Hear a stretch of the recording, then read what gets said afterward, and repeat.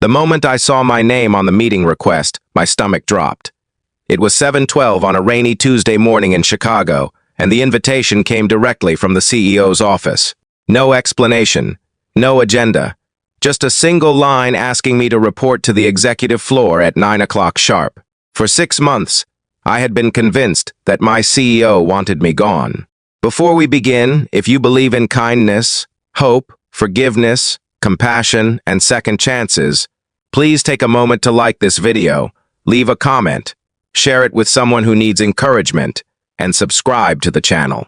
Your support helps these stories reach more hearts.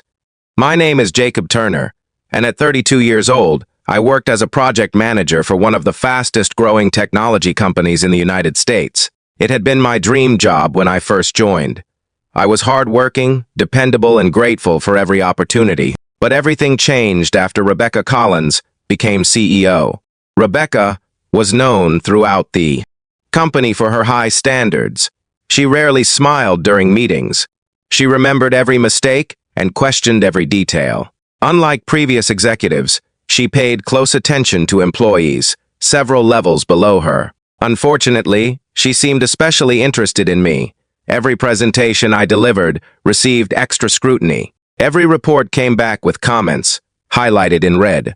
During meetings, I often caught her watching me from across the room before quickly looking away.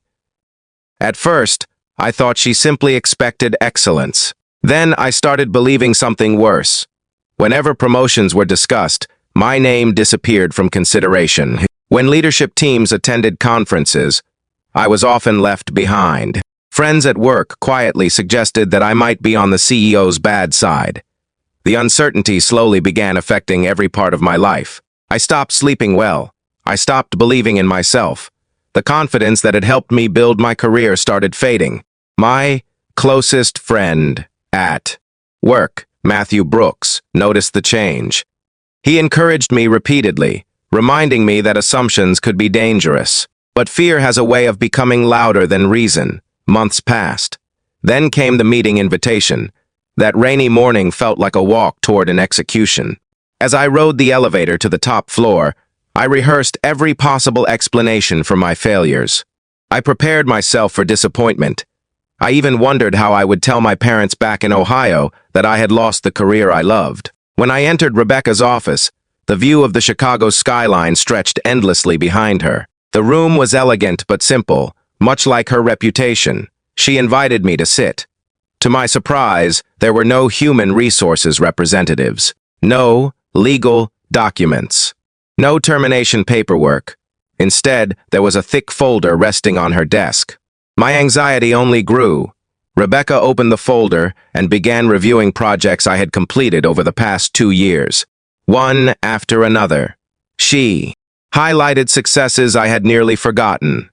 She discussed difficult situations I had handled and problems I had solved. The more she spoke, the more confused I became. Then she revealed something unexpected. Several senior executives had recommended promoting me nearly a year earlier. The recommendation had never moved forward.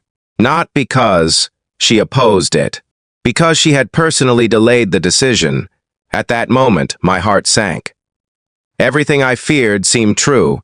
But then Rebecca explained why. Several months earlier, shortly after becoming CEO, she had started paying closer attention to different employees throughout the company. During that process, she found herself looking forward to meetings whenever I was involved. She admired my integrity, my work ethic, and the way I treated people. What began as professional respect gradually became something more personal. The realization frightened her. She knew that any promotion involving me could create questions about favoritism. She worried that her feelings might influence important business decisions. Rather than risk damaging my reputation or the company's culture, she had deliberately removed herself from decisions involving my career advancement. For months, she had been consulting the board and outside advisors to ensure every action remained ethical and fair. I sat there, speechless.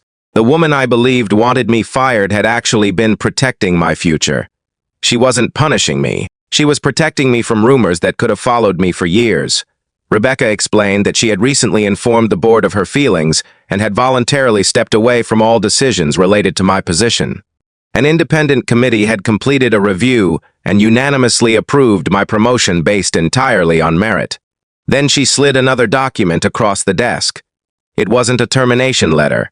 It was an offer for a senior leadership role. For a moment, I couldn't even read the words through the tears. Gathering in my eyes, all those months of fear, doubt, and insecurity suddenly felt different.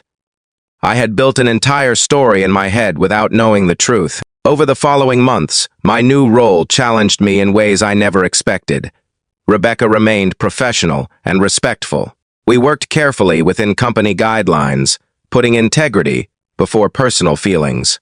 Eventually, after additional organizational changes and complete transparency with the board, our relationship slowly developed outside the workplace.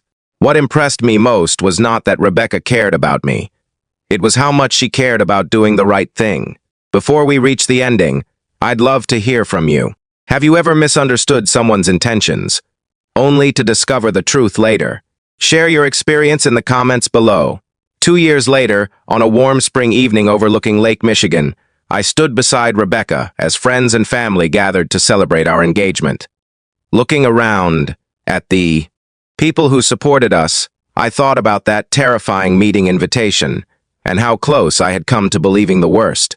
Life has a strange way of teaching us that not every closed door is rejection, and not every difficult person is an enemy. Sometimes, the people who challenge us the most are the ones who see our potential most clearly. If this story touched your heart, inspired you, or reminded you never to judge too quickly, please take a moment to like the video, subscribe to the channel, and share it with someone who could use a little hope today. As the sun set over the water and the city lights began to glow, I realized something important. Fear often writes stories that aren't true. But patience, understanding, and compassion have a way of revealing the truth. And sometimes the person you believe is pushing you away is quietly hoping you'll stay close enough for them to find the courage to tell you how they really feel. That lesson changed my life forever. And it all began with a meeting I was certain would end my career. Instead, it opened the door to the most beautiful chapter of my life.